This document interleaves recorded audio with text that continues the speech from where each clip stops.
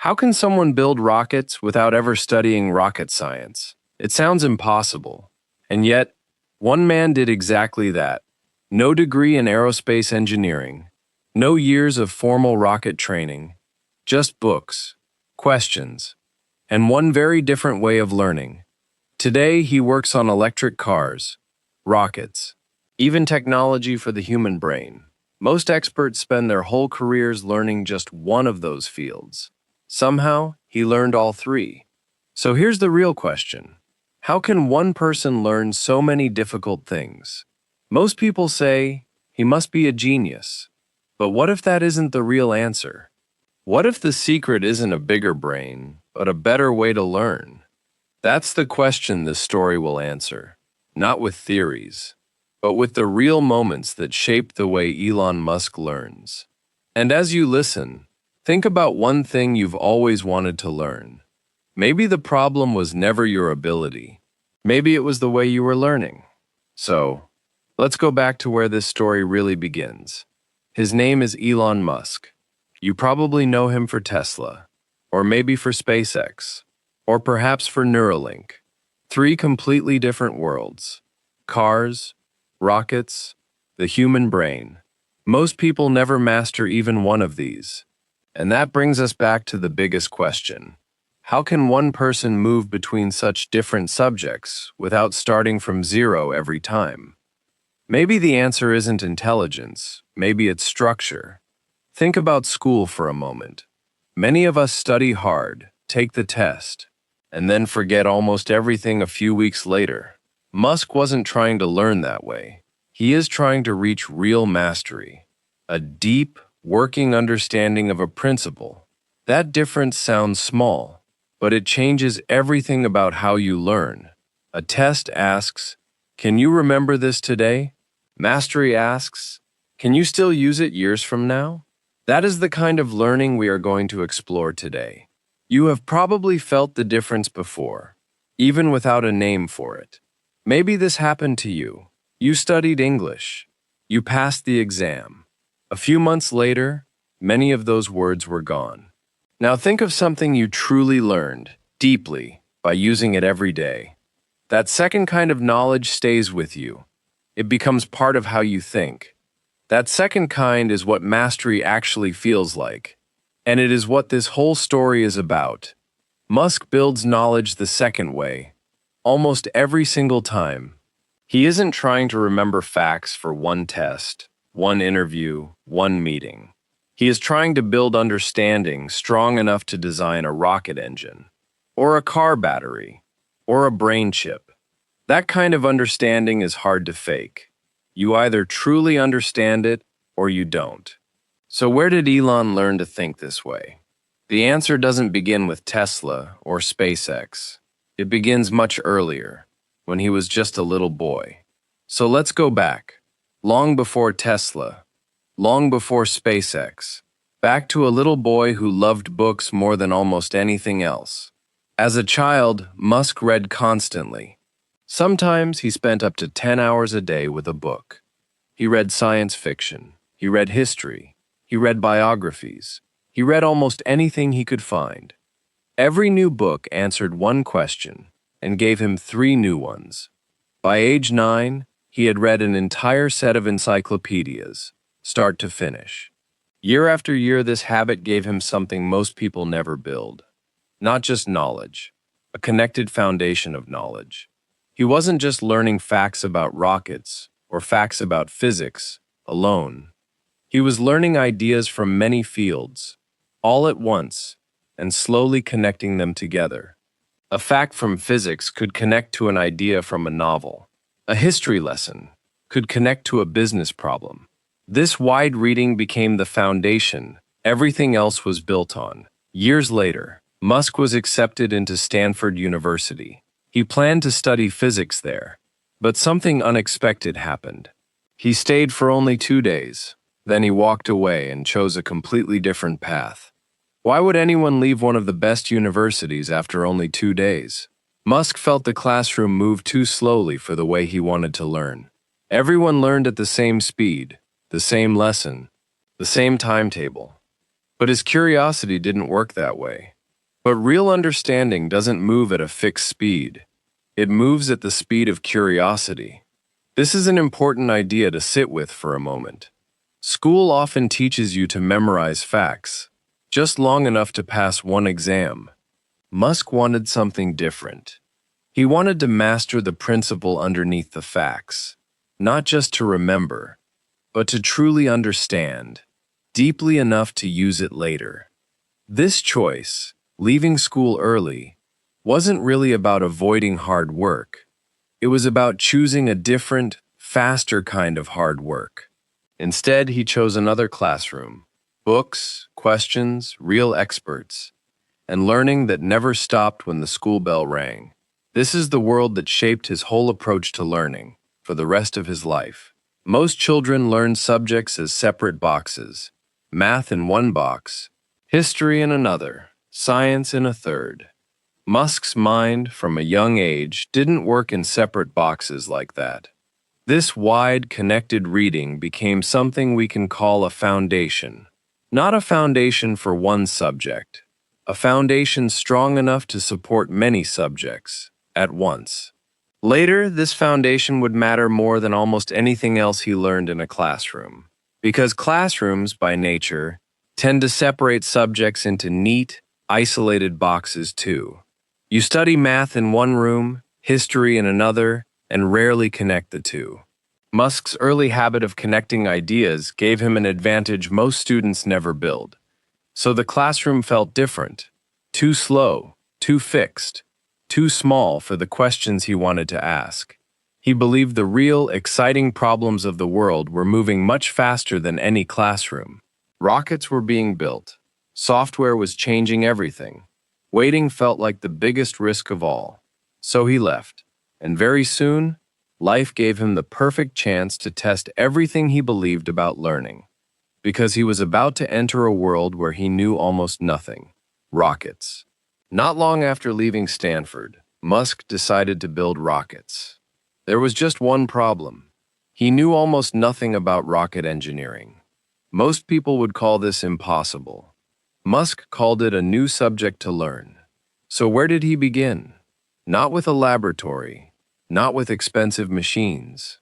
He began with books, one page at a time. He borrowed rocket textbooks and read them closely, principle by principle. When the books weren't enough, he called real rocket scientists.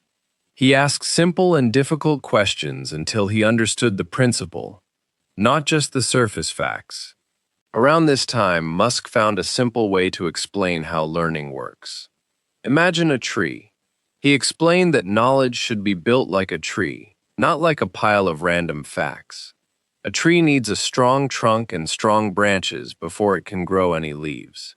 The trunk and branches are the basic, fundamental principles of a subject. The leaves are the small, complex details that come later. Most people, he said, try to learn the leaves before they have grown a trunk at all. Without a trunk, the leaves have nothing to hold on to. They fall off. They get forgotten. This is exactly why so many people study hard and still forget almost everything. They memorize small details without ever building the strong trunk underneath them. When Musk finally started SpaceX, this approach became very clear to the engineers around him. They expected a businessman, someone who understood budgets, timelines, and strategy. Instead, they found someone who deeply understood the actual physics of the rockets. Deeply. He could talk about fuel, structure, and design, almost like a trained engineer. That kind of understanding doesn't come from a business degree. It comes from years of building a strong trunk, one principle at a time. Think about how strange this really is, for a moment. Most company founders hire experts and simply trust their reports without checking every detail. Musk, instead, wanted to understand the details himself, deeply enough to question them. This meant long nights reading engineering papers most people would find impossible to follow. It meant asking rocket scientists question after question, even simple ones, without worrying about looking foolish. Some of those scientists later said this kind of curiosity was unusual, even among trained engineers. Most professionals stop asking basic questions once they finish their training. Musk never really stopped. Every new subject became another tree to grow, patiently, from the trunk up. This habit didn't stay only inside SpaceX. When he later worked on Tesla's batteries, he approached chemistry the same careful way. When he began Neuralink, he studied neuroscience with that same trunk-first approach. Each new field started the same way: books, questions, and patient, principle-first learning. Over time, this pattern became less like a special skill and more like a personal habit. A habit anyone could copy in theory, if they were willing to do the slow work first.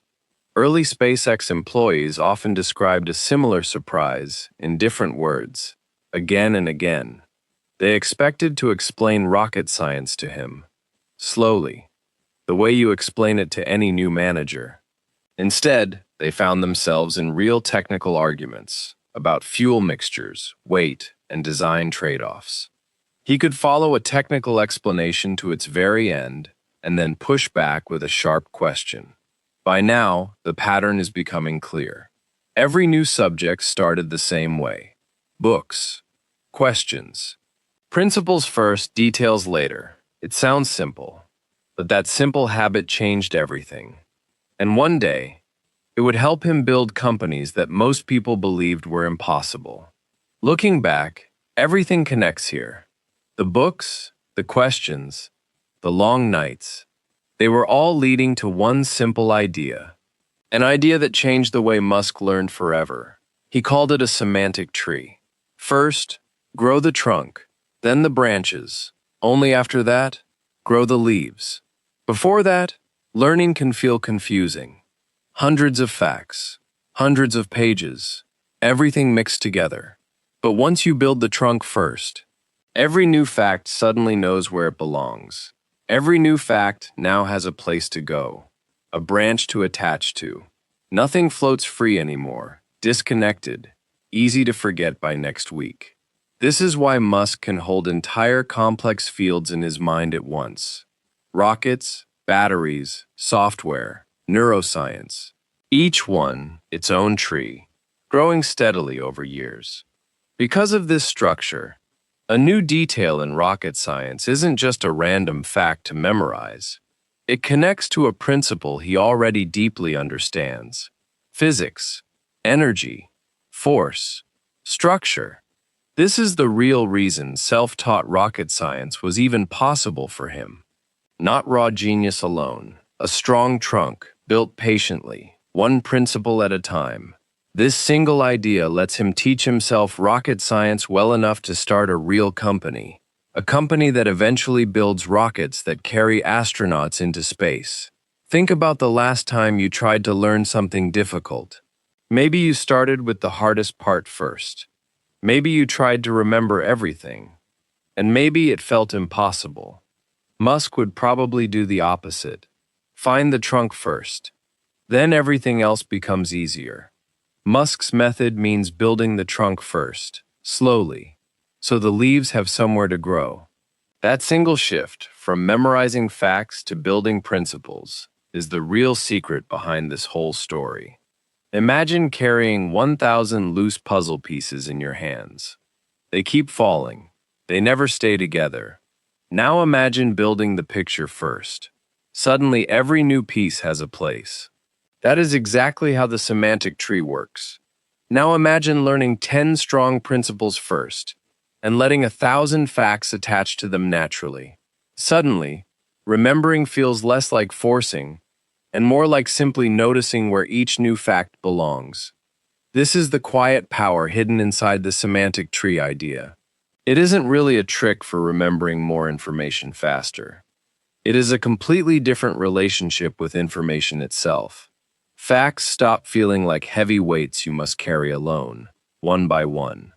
They start feeling like leaves, resting naturally on branches that are already strong enough to hold them. This is why Musk can move between rockets, cars, and brain science without feeling lost. Each field has its own trunk, but the skill of building a trunk stays exactly the same. Once you learn how to grow one strong trunk, growing another becomes faster and less frightening. That, in the end, is the true turning point of this whole story. Not one single fact, a completely new structure for holding every fact that comes after. After you understand this idea, you start seeing it everywhere. A language, cooking, music, business. Every skill suddenly looks different. Instead of asking, "What should I memorize first?" you begin asking, "What is the trunk?" So here's the next question. Can you use this in your own life? Absolutely. And it starts with a few very small changes. So what can you do with this idea? Maybe more than you think. You don't need to become Elon Musk. You don't need to know rocket science. You just need to learn in a better order. Trunk first, leaves later. His method can be surprisingly simple. It really comes down to three small habits. First, always start from the fundamentals, not the fine details. Before you study one small fact, ask yourself, do I understand the basic principle underneath it? If not, go back. Build that principle first. The details will make more sense later. Second, read widely, across many different fields, not just one narrow subject. Musk didn't only read about rockets. He read fiction, biographies, history, and science, all together. These different fields connect in surprising ways, and those connections often spark new ideas. Third, always apply what you learn. Don't just collect knowledge like a hobby. Musk didn't read about rockets to sound smart at parties. He read about rockets to build a real rocket company, from the ground up. Knowledge that is never applied tends to fade, quietly, over time. Knowledge that gets used, again and again, tends to stay with you for years. Start from principles. Read widely. Apply everything.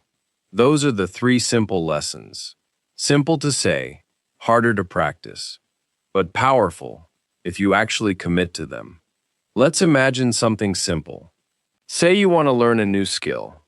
Cooking, coding, a new language, anything at all. Before you buy 10 books or watch 50 videos, stop and ask one question first. What are the 2 or 3 basic principles this whole skill is built on? For cooking, maybe it's heat, timing, and flavor balance. For coding, maybe it's logic, structure, and testing. Spend real time on those few principles before chasing every small trick or shortcut. Read one strong book on the fundamentals instead of 10 scattered articles on small details.